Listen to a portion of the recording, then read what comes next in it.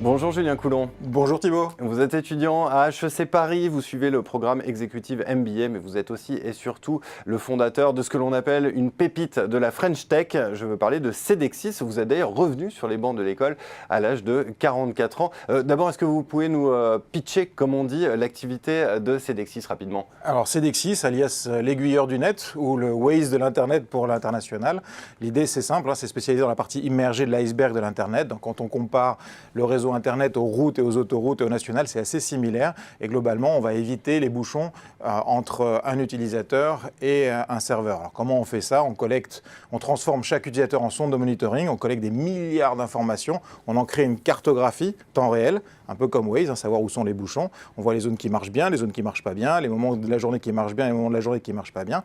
Et une fois qu'on a cette information-là, on va résoudre le problème en aiguillant, d'où le surnom les aiguilleurs du net, ou un peu comme si sur Waze, je prenais votre volant, je prends la prochaine sortie pour éviter le bouchon et je vous fais gagner en temps, en disponibilité, en sécurité et en scalabilité pour pouvoir absorber les grands pics de trafic. Et puis on sait notamment que pour les sites d'e-commerce, il y a du business à la clé. Mais hors le produit développé, est-ce qu'il y a par exemple des techniques de management que vous avez développées spécifiquement pour Cedexis qui expliqueraient une partie du succès? Et je vous pose la question parce que dans les précédentes interviews que vous avez accordées, vous dites être focalisé sur l'humain. Oui, on dit toujours les clients d'abord, alors que dans ma philosophie, c'est l'équipe d'abord. Parce que si l'équipe est bien portante, en forme, motivée, etc., elle sait ce qu'elle a à faire et elle va bien s'occuper des clients. Donc, dans le mode de fonctionnement, je vais vous prendre un exemple sur les commerciaux. 70% des commissions des commerciaux sont des commissions d'équipe.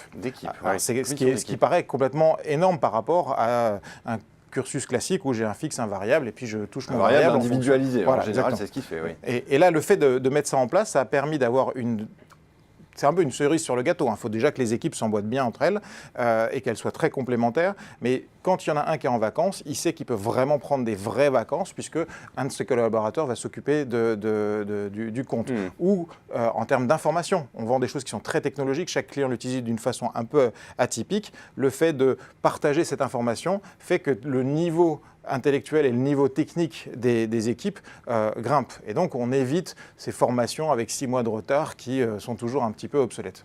Alors, vous avez parlé de l'importance des pièces du puzzle qui s'emboîtent bien. On sait aujourd'hui que ce qui fait le succès d'une entreprise, c'est la politique d'attraction et de rétention de ses talents. Est-ce que là encore, vous avez des techniques spécifiques? Et puis, je vous pose la question parce que je me suis laissé dire que le turnover était relativement faible chez Cedexis. Oui, on a eu cette chance-là, alors qu'on a des équipes aux États-Unis. Je vais vous citer un exemple. Quelqu'un que je payerais 60K en France, on le payait 145 aux US, débauché à 450. Donc vous voyez les types de problématiques qu'on a pu avoir.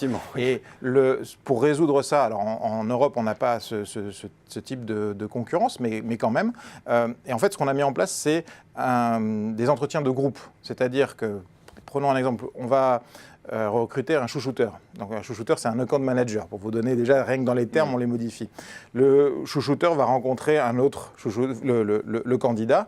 Ils vont définir les compétences. Une fois que ça c'est validé, moi je le vois pour définir le salaire, les stock options, sachant que tout le monde est intéressé. Ça, j'essaye de ne pas être forcément trop transparent sur les salaires parce que ça crée plus de zizanie que ça apporte de valeur. Et ensuite, il y a l'entretien de groupe. Donc quand vous êtes sur un bureau de 15 personnes, les 15 personnes vont recevoir le candidat. Lui, il va savoir avec qui il va travailler et chaque membre de l'équipe va donner son aval.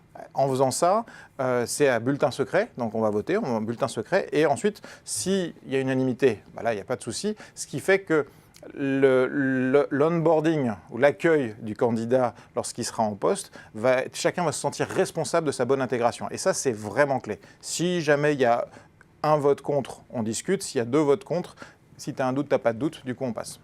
Eh bien, merci beaucoup, Julien Coulon, d'être venu partager les secrets de la réussite de Cedexis, une entreprise qui vient d'être achetée par un groupe américain, Citrix. Exactement, ça y est, grand pavillon américain. Merci beaucoup, Julien Coulon. Merci à vous.